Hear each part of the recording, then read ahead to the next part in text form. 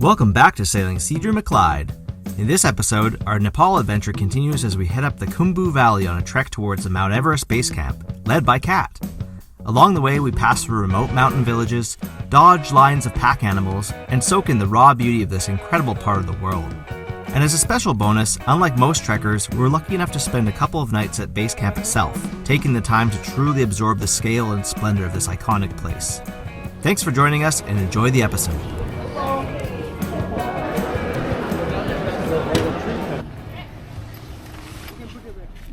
We're getting out of the city, hopefully.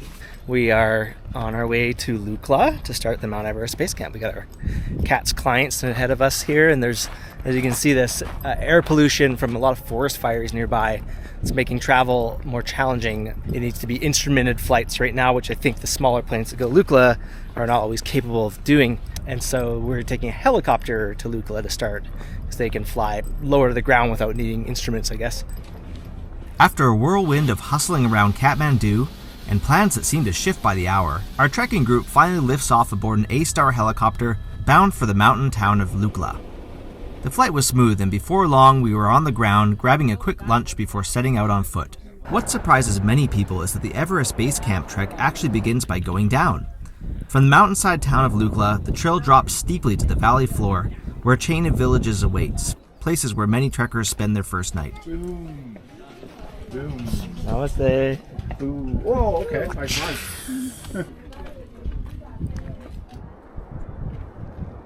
We're just about an hour out of Lukla and at our first suspension bridge now, so I'm going to take off here, head across. Yeah, it's like a bungee bridge. The trail out of Lukla feels less like a footpath and more like a busy pedestrian and donkey highway. Buddhist culture is alive and ever-present throughout the region, with mani walls and prayers carved into cliffs and boulders at nearly every turn. Families run businesses all along the route, and in the lower Khumbu Valley, tea houses and small shops are never far away. We also get a first-hand look at how supplies move up the valley, by long strings of pack animals, and by porters carrying loads that look almost impossibly heavy. Just moseying into Pakting now after something like 5 miles. It's a very well-built trail. It's incredibly impressive. This is a hike-in, fly-in place. So all this structure is either hiked in, as we've seen some of the stuff coming up, and then some stuff's definitely helicoptered in, but it's just incredible. The building here and how good the buildings are kept. This is obviously a big market here of all these hikers and trekkers coming up.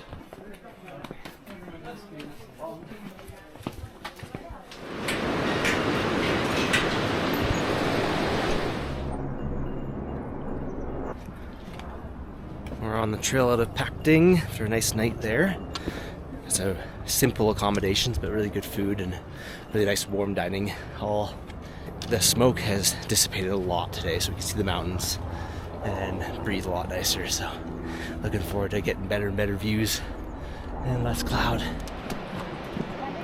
Yeah, let's go. No, I want you to take a picture. It's a nice warm day today. Donkeys everywhere. The one you see just now, Mhm. with the big horns, is called Jo. Yeah. Actually, in Nepali name, we call it Zobke, Yeah, and in the short form, we can call it Jo. Joe. Okay. Yeah, we can find above the Namche Bazaar. Okay. With the thick hair. Yeah. Yeah, he's a baby of a yak. Okay. We got a donkey back up. Donkey with some yaks in the back. We're getting a bunch of donkey jams in these little small parts of the trail in this town. So we've been having to pull over as yaks going uphill and donkeys going downhill and vice versa. We're making things a little chaotic. Here they come.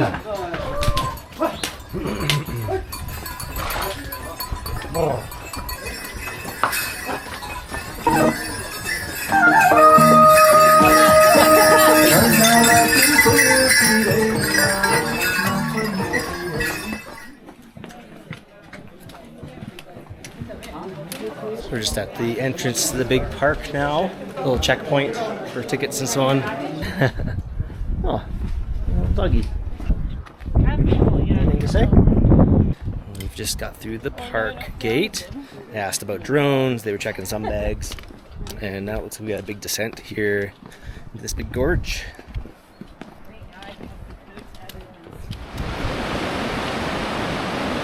Recently there was a glacial lake outburst upriver here that definitely carved out a lot and also diverted the trail some. So here's a section we're about to divert out of the way and over.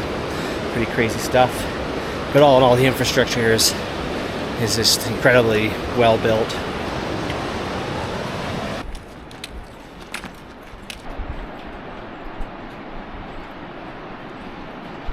Going across the Hillary Bridge. It's quite the distance down, I'd say over 150 meters or so.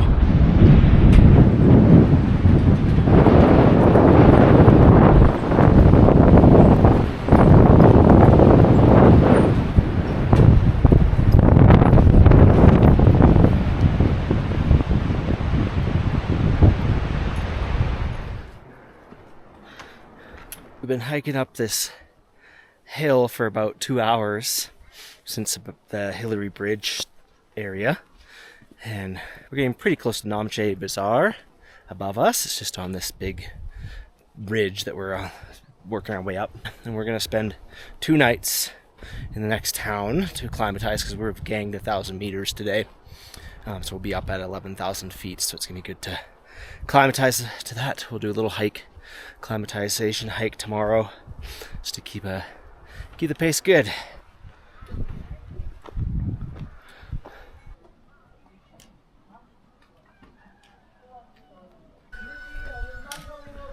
Just on the outer suburbs of Namche Bazaar now. Almost there.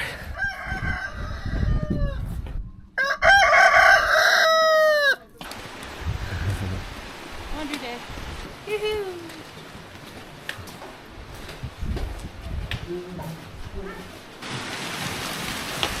This is a fly-in hike-in town. So all these buildings have been built with stuff that's been either harvested from around here or flown in or hiked in. It's crazy. There's some hydro-powered prayer wheels.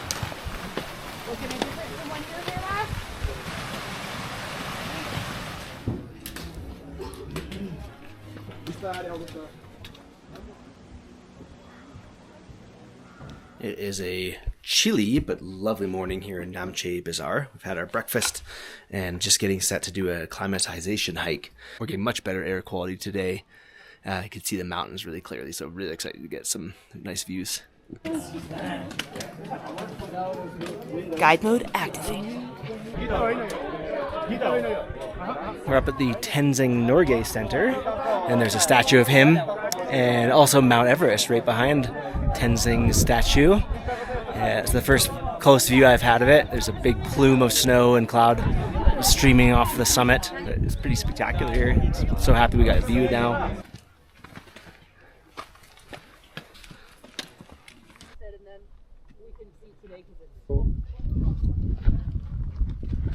So we had a nice lunch up at Panorama Cafe and Hotel, and we're setting off back down to Namche Bazaar. Some clouds moving in today. It looks a little more threatening than the last few, so maybe it'll actually rain.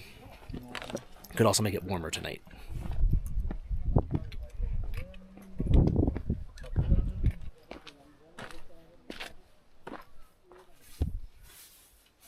So this is a every day or second day scene where we're having to pack back up. Luckily, it was nice to stay here 2 nights and open up our stuff a bit. But Kat and I are packing up, so we'll be getting up early tomorrow and heading to our next spot.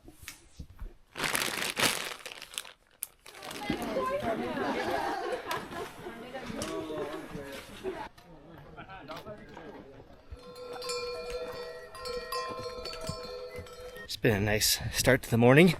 Noticing as we're getting further up the trek here, there's a big clump of people that get going about the same time that gradually spreads out. So it's starting to spread out now, and we're getting a bit of space on our own. You may have noticed by now that most trekkers on the trail are carrying surprisingly small packs. That's because the vast majority of trekking groups hire porters to move duffel bags from tea house to tea house, while others rely on yaks or donkeys to carry their gear. For someone like me who's almost never even used a hired guide, let alone had someone carry my pack, it feels very strange each morning to hand over my overnight bag. The loads these porters carry are often unimaginably heavy, and even though I wasn't carrying my own gear, I made a conscious effort to pack light so as not to add any unnecessary burden. It's something I'd strongly encourage others to think about as well.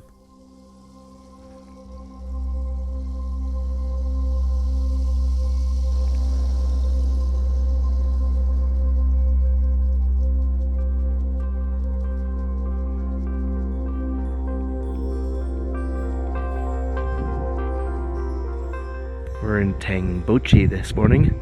Had a pretty nice sleep in the nice guest home, and there's this beautiful monastery behind us that we're going to go check out shortly.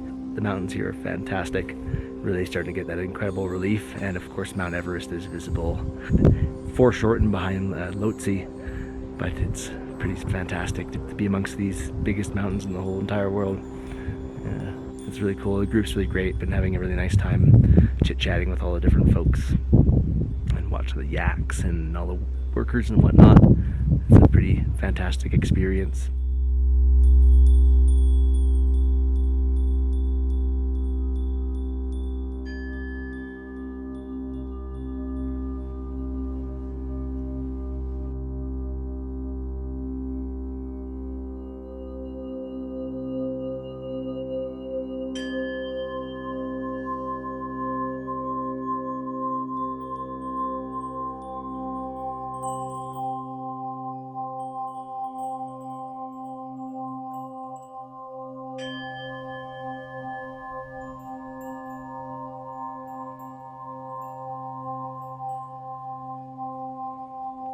It's a chilly morning in Namche. It's actually snowing a little bit. First time on our trip, it's snowing down at the level we're at. And we're just getting underway and heading to Periche is our next spot. So we got about a 7-mile day. I think it's 400 meters of gang we're losing initially. So it's the usual routine. Drop off the ridge top where these towns seem to be situated.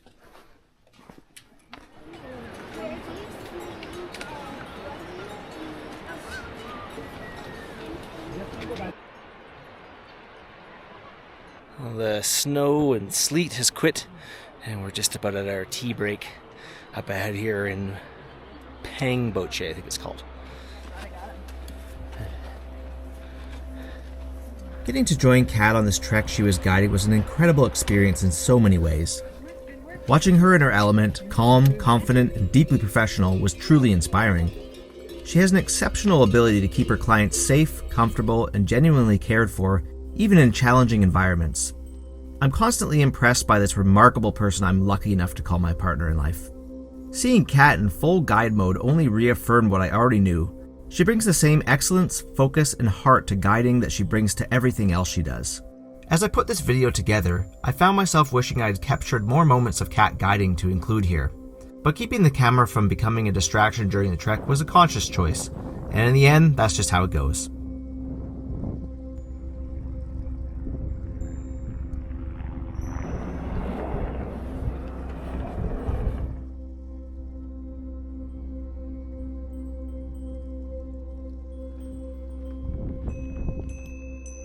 So we're at the Edelweiss in Periche, and it's a pretty nice looking place. None of the rooms in these places are heated, so it is chilly down here, but upstairs it's really warm and cozy. Looking forward to hanging out up there and being cozy here. Lots of good cushions and whatnot, so might not need the sleeping bag tonight. And we'll be here for 2 nights, just starting snowing. Yeah, you coordinated. Yeah, it makes a change. Good morning. We're just above Periche right now and hiking to another town on the other side of this ridge as a part of our acclimatization day. And the weather has nicely started to lift. A little bit of snow that fell last night is melting off. And it's a beautiful day. We've been at the 12,000 plus elevation for several days now. I'm feeling pretty good. Haven't been getting any headaches. And we're at about 14,400 or 500 right now. So kind of top of Mount Rainier would be the highest I've been in the home area. compare to, but we're still a lot to go up.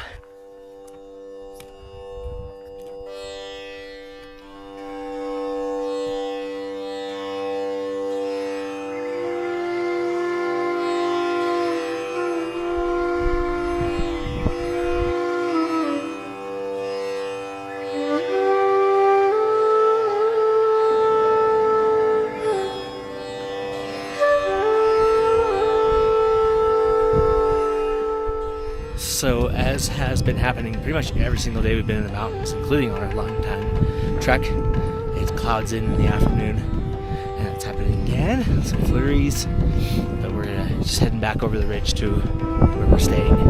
Just looking forward to getting back to the lodge, relaxing.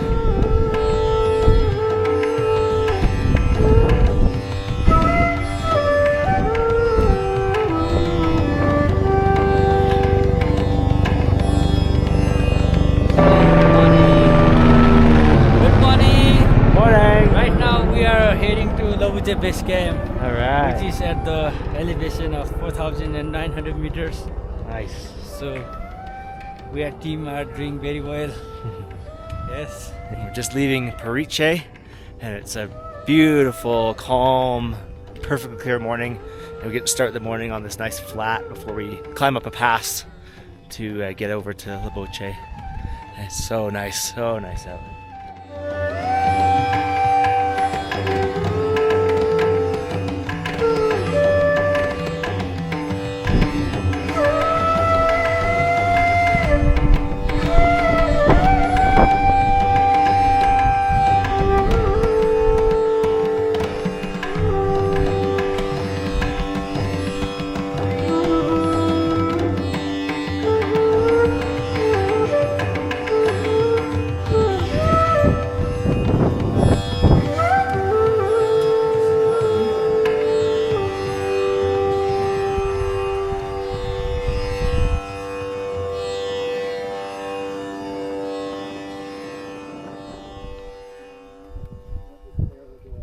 Made it up to Chola Pass, which is really like a big gateway to the Everest region. And there's a bunch of memorials here for people that perished around here.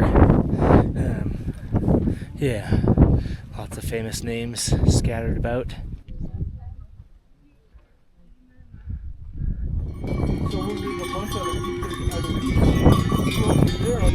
I think we attending the base camp manager of Everest Base Camp. I think he's with the group. Well, it was a lovely morning at Lobuche Base Camp, and we're just going to go for a short acclimatization hike over the ridge down to a tea house to have some coffee, and then we'll come back here, I think, for lunch. And there's supposed to be some precipitation moving in again, like it's been doing most afternoons, so we'll see if we get a mixture of that kind of grapple and snow again. Hunker down in the tents, which will be really nice.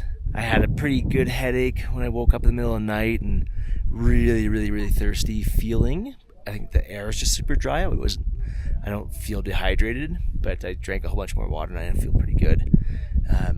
But yeah, when it's really cold out, I think it was probably about -10.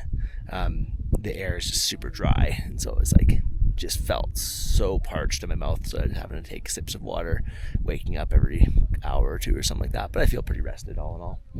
So yeah, off we go.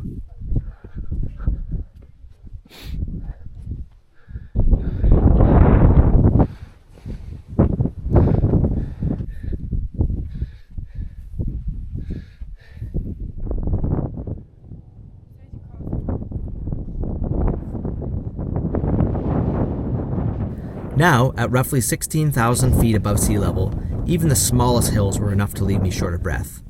That's why we are once again spending 2 nights at this new elevation. Many trekking companies move up the valley quickly, allowing little time to acclimatize. But climbing 7 of the summits takes a different approach, building in extra time to reduce the risk of altitude sickness, which can easily set in at elevations like this, along with making the trek a lot more comfortable.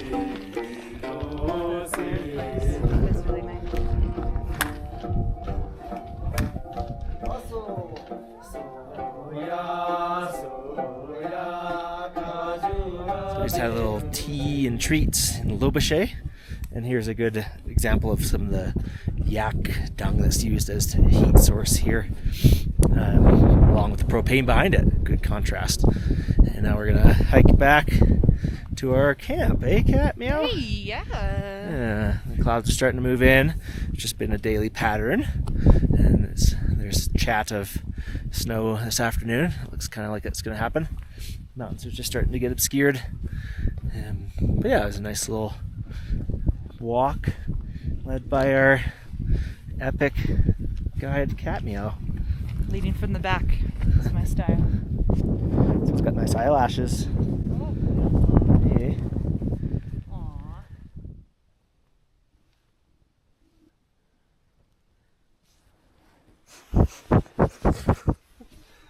We're just chilling in the tent, and being that we're at the same latitude as Cabo St. Lucas, 29 degrees, even if the sun's not out during the day, it's quite warm and cozy in the tent. So it's been really nice actually being in tents compared to the chilly rooms of our tea houses.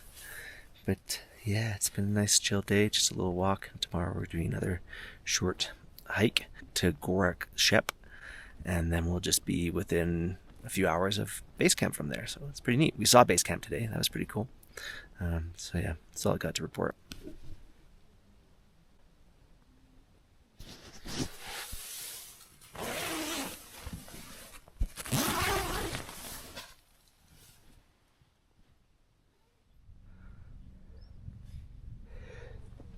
It's a beautiful morning here at the CTSS camp, and we're taking it easy and going to leave in a little bit. But the snow's melting really quick, supplementing mostly, so it should be easy going on the trail. There's lots of traffic on the trail already, so I think it's going to be an easy walk, mostly flat walk from here.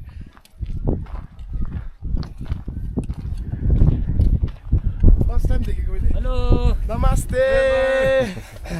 Heading to Gorak, Shep. Alright, we've just left the CTSS camp and we're heading to Gorak, Shep, which was the base camp for the successful 1953 expedition to the top of Mount Everest when Tenzing Norgay and Sir Edmund Hillary summited for the first time.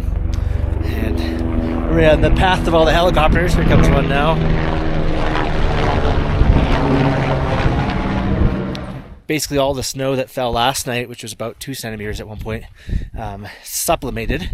It didn't really melt, it just sort of evaporated into the air. Kat and I have been reminiscing a little bit about our boat and how it's getting pretty exciting to get back there in just under 3 weeks now and get set for Hawaii. Pretty wild contrast to what we're doing right now.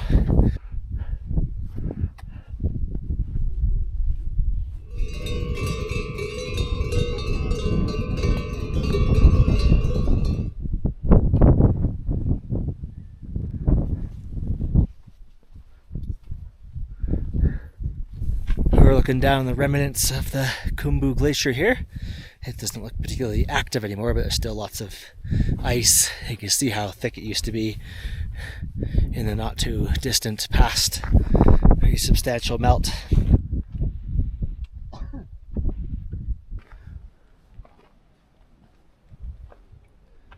So we're on the edge of a glacier now. There's bits of ice here and there. Just walking over this crumbly stuff and slowly getting towards our tea house for the night.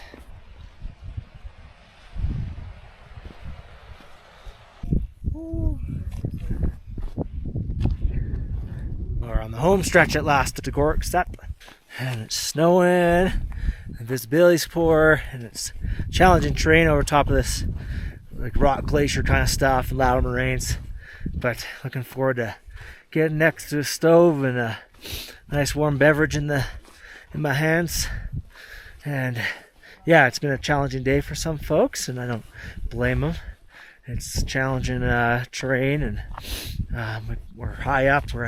It's almost 17,000 feet, and I'm just catching a glimpse now of the little village right here as we round the corner. A nice sight. After a long, cold afternoon, arriving at the warmth of the tea house in Gorak Shep was a real delight.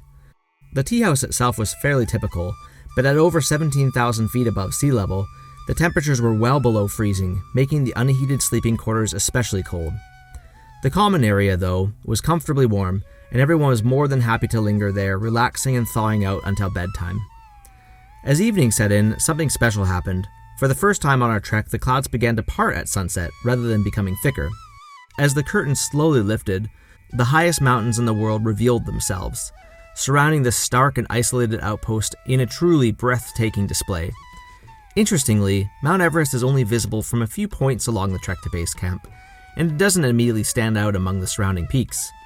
But as the sun dipped lower, the final rays of light made it unmistakable, the highest point on Earth, quietly glowing above everything else. Just finished watching the sunset at Gorak. There's a little peekaboo of Mount Everest here, and it was the last to get the sunlight. It just faded off now. It was really neat to kind of see that, yeah, indeed, that's the highest one around here, as it got the last bit of sun. It's absolutely beautiful. It's so nice that it cleared out after a bit of a squally, snowy day. You know, there's been moments on this trek where I've been having bad headaches and wondering, what am I doing going all the way up here? I could be on my boat. But moments like this really reaffirms why we're here. It's incredible, absolutely incredible. These mountains are just so spectacular.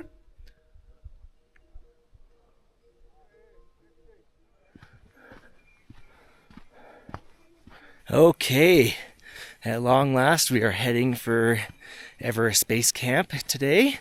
And I could just get glimpses of Mount Everest too, behind the ridge above us here. We've definitely been feeling the elevation. A few folks in our group aren't feeling great, and Kat and I both have had headaches. But we're soaking all in this incredible views and looking forward to spending 2 nights at base camp itself before we rally back down to Lukla and then Kathmandu. So here we go.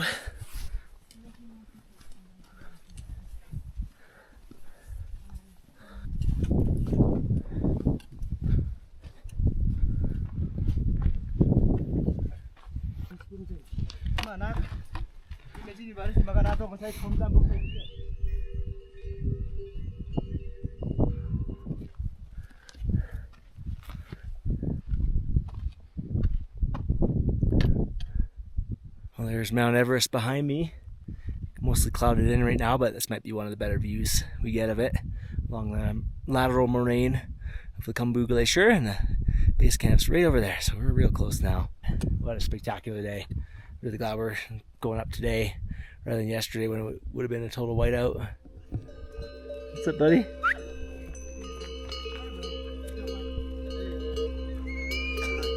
you doing?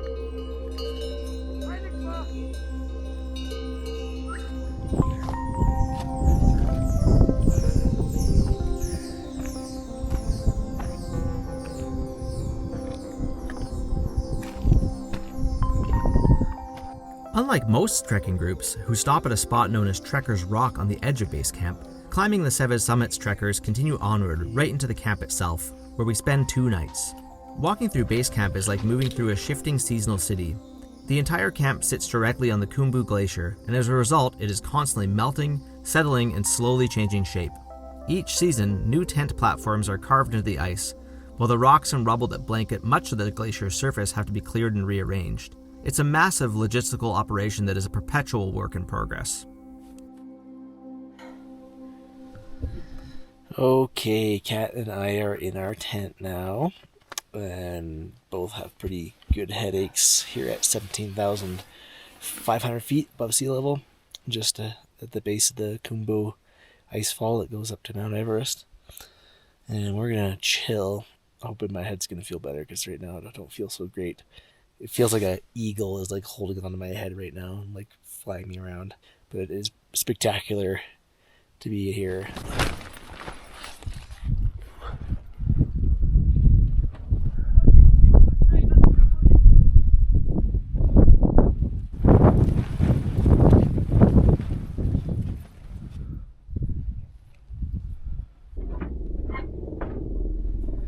Well, it's our chill day here at base camp.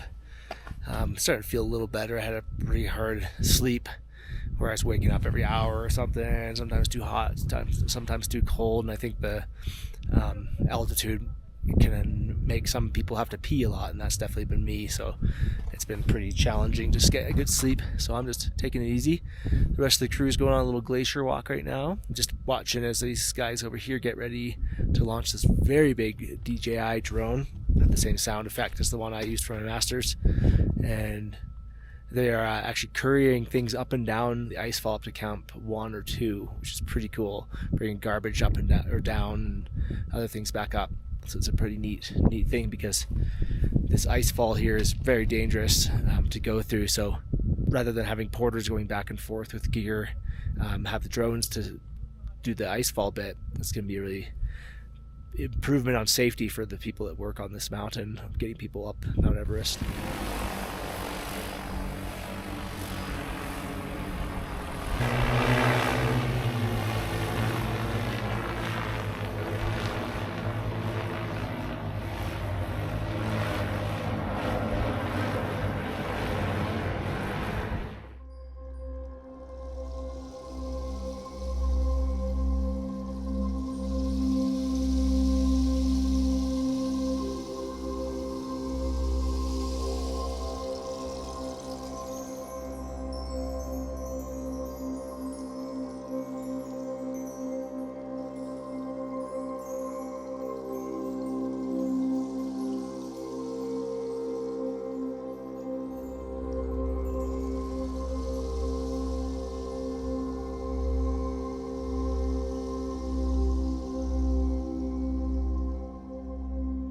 Good morning, Namaste.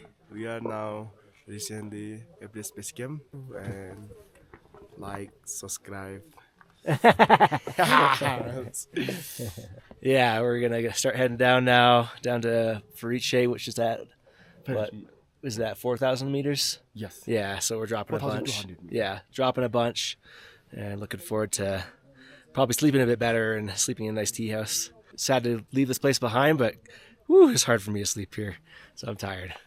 This guy, though, I don't think you're tired. Yeah, I'm not tired. I'm very excited to go down. Yeah, me too. Ah, these mountains are alive.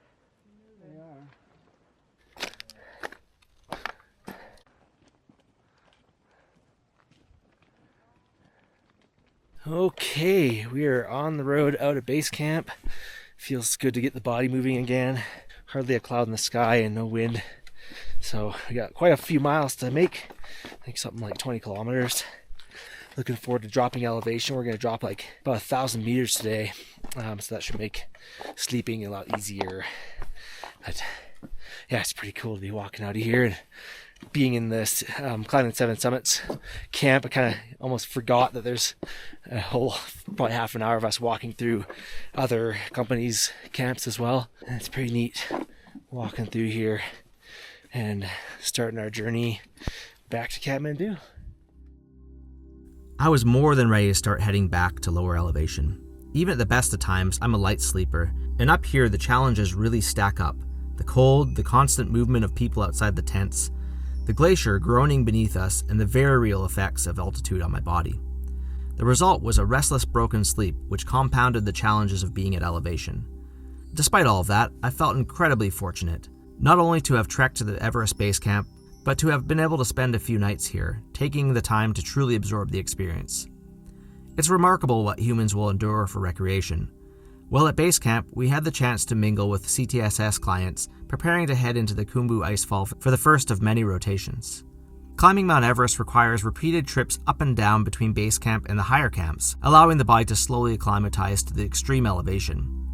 After what I experienced at just 17,500 feet, it's hard to imagine the sufferfest of spending nights far higher on the slopes of Everest.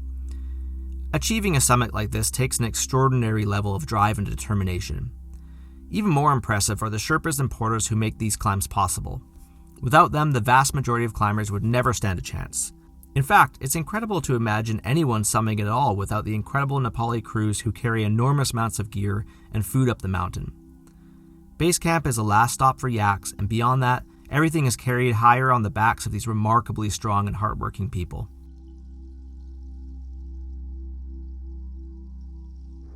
Well, we're saying goodbye to the closest views we'll get of Everest, right in the center of the frame here. So my first contemplations of being here are that I don't have a ton of interest in going above 4,000 or 5,000 meters, because gosh, it makes you feel pretty so-so.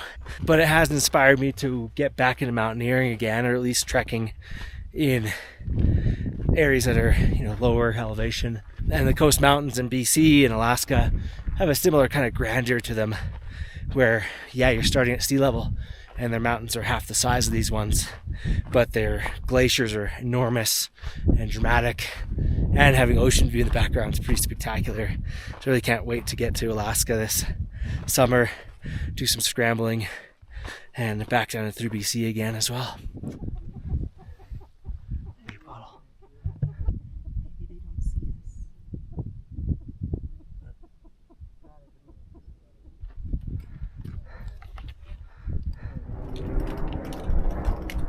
Rush hour on the EBC trail. Lots of people coming up. As we descended, the air quickly began to feel wonderfully thick again. In a single long day, we covered the same distance that had taken us 3 days on the way up. Before long, the epic views of the highest mountains on Earth faded behind us as we marched down the Khumbu Valley.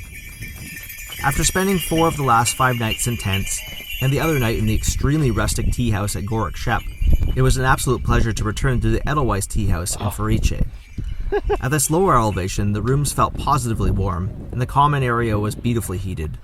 Hot showers were enjoyed by everyone.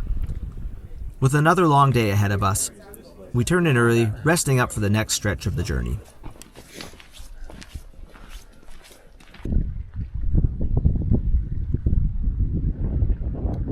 We're on our way out of Fariche now on this beautiful sunny morning. There's a little wisp of snow last night that's quickly melting in the valley, but up on the peaks it's starting to blow out into the atmosphere.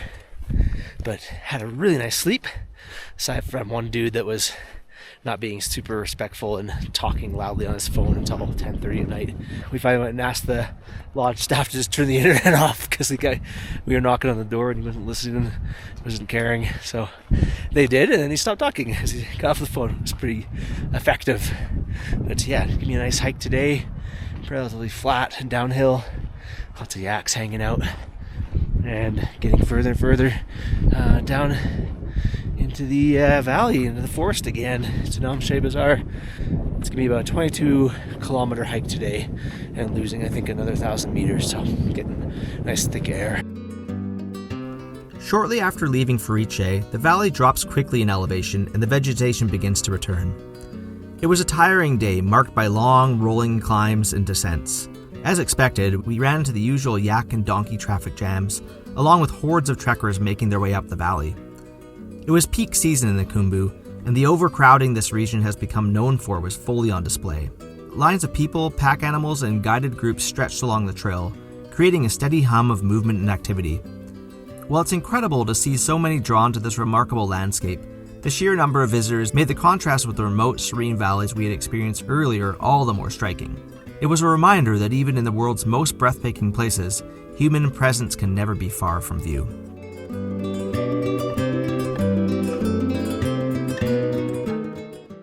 Yak's got it figured out, getting a snack while lightening the load. We're just passed through another little village here on our way to Namche, after dropping down the big hill from Lobuche. We have a gradual hill we got to climb for a while now, so we're carrying on up it.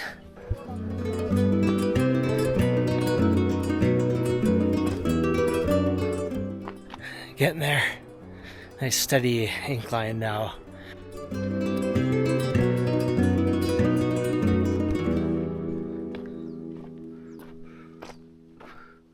So our friend Chelsea loves kitty cats and travels with cat food to be able to feed them, and she gave us a few, and Kat accidentally brought one with her. And here's the moment we've been waiting for. Here you go. That's gonna be your best friend forever.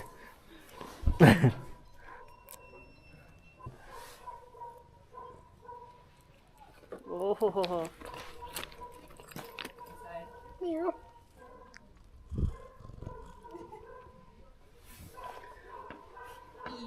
Yeah. You're such a good kitty. I don't think you're supposed to come up here, kitty cat.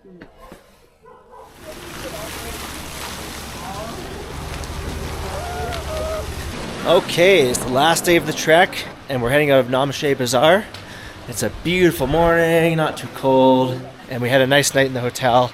There's some people playing music at 10:30 at night inside the room. People just don't quite get it, but they quieted down after a second attempt of knocking on the doors.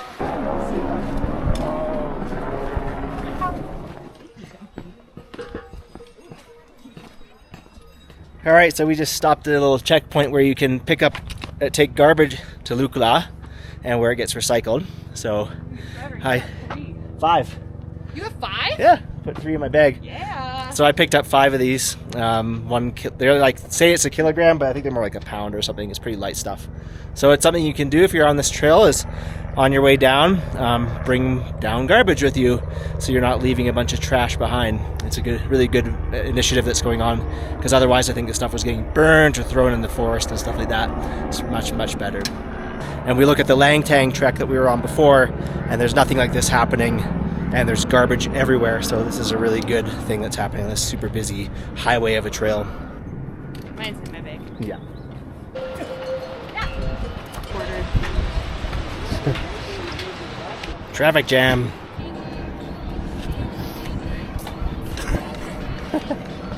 Yeah? And sandals.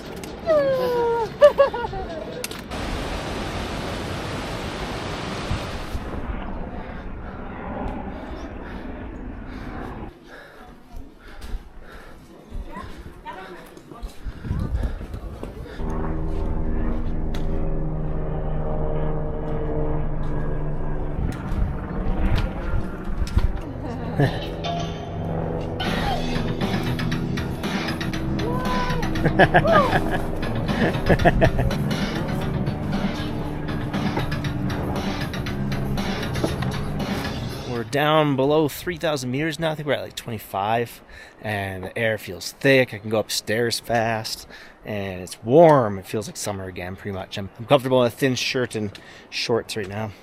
And that was great, that young lad doing the Michael Jackson groove dance. Pretty good entrepreneur on the trail. But yeah, we'll be at our lunch place somewhat soon. I think it's called Pacting, where we stayed on the way over, and then we have a climb from there up to Lukla. To finish the trek, you gotta climb another I think it's just 1,200 feet or something, so not too bad. And then we'll spend the night in Lukla and be flying out in the morning is the action plan.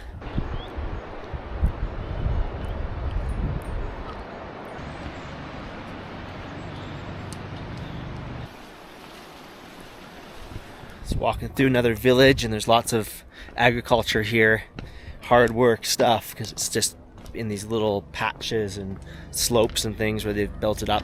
But the vegetables look really healthy and good. Lots of peas and grains and cabbages and things right now.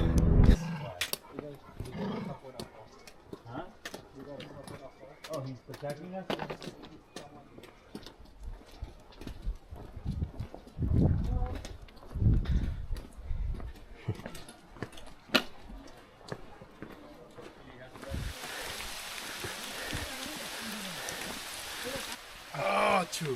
Woohoo! Okay. Well, it's our last day of the trip. Losing my voice, and the last half hour here it started pouring rain. Didn't have any rain until right now. Pretty funny timing, but it's better to end a trip with rain than to start it, I think. So it's all good. Just kind of funny, really. I'm not gonna worry about digging out my rain jacket. It's buried underneath the recycling I'm carrying out. So all good. Almost there.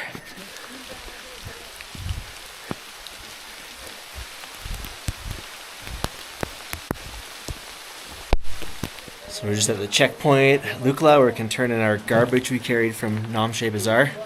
And the rain's just letting up after it totally poured for the last couple minutes up the hill here.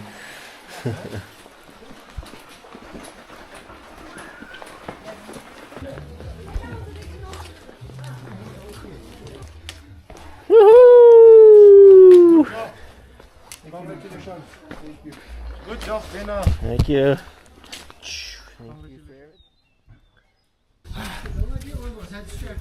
One more hail, eh? Here's the Tenzing Norgay. Oh yeah, look at that. Look like good buddies. Here's the tiny, steep runway we're gonna fly off soon.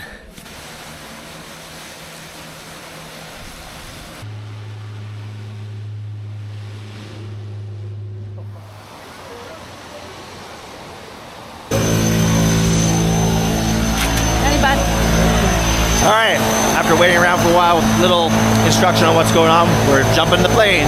They keep one prop spinning, and then we just go. It's like a 5 or 10 minute turnaround.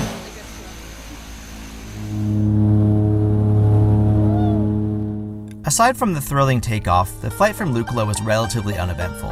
In recent years, the airport in Kathmandu has faced periods of maximum capacity, which sometimes forces small planes to be rerouted to airports several hours away by bus. Adding to our adventure, our flight was diverted to a place called Ramachop. Upon landing, the thick, humid air wrapped around us like a heavy blanket. Within minutes, our luggage was loaded into a waiting minibus, and we were on our way to Kathmandu. Much of the route followed rough 4x4 roads built along the river valley, a result of catastrophic floods a few years earlier. The ride was bumpy, but I couldn't help admire the sheer determination it took to reopen this route despite the destruction of the original road. In Nepal, they always seem to find a way to make things work. We spent one final night in Kathmandu before heading home to our boat in Mexico. In the next episode, we're back to sailing, relaunching Sea Dream of Clyde and racing south to prepare for our departure to Hawaii. Thanks so much for watching, and bye for now.